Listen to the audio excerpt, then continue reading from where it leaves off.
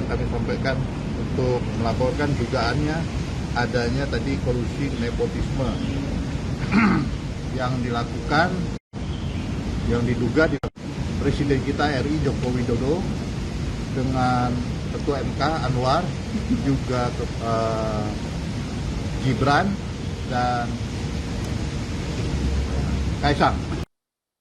Seorang pengacara bernama Erik S. Paat sedang menjadi pusat perhatian publik karena berani melaporkan Presiden Joko Widodo atau Jokowi dan sejumlah keluarganya ke Komisi Pemberantasan Korupsi atau KPK.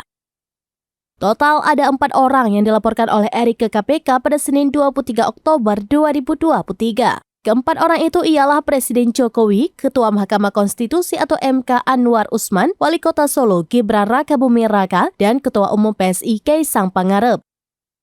Erik S. Paat melaporkan Jokowi, Anwar, Gibran, dan Kaisang terkait dengan dugaan korupsi, kolusi, dan nepotisme atau KKN.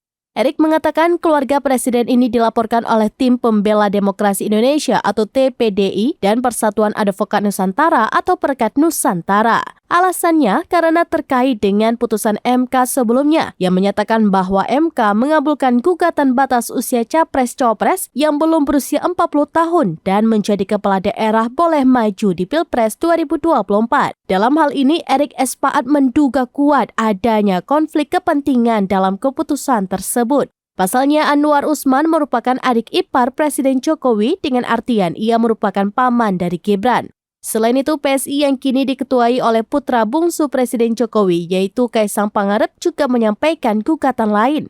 Maka dari itu, Erik menduga ada unsur kesengajaan dan pembiaran dalam penanganan perkara tersebut. Sehingga diduga kuat ada unsur kolusi dan nepotisme dari Jokowi, Gibran, Anwar Usman, hingga Kaisang.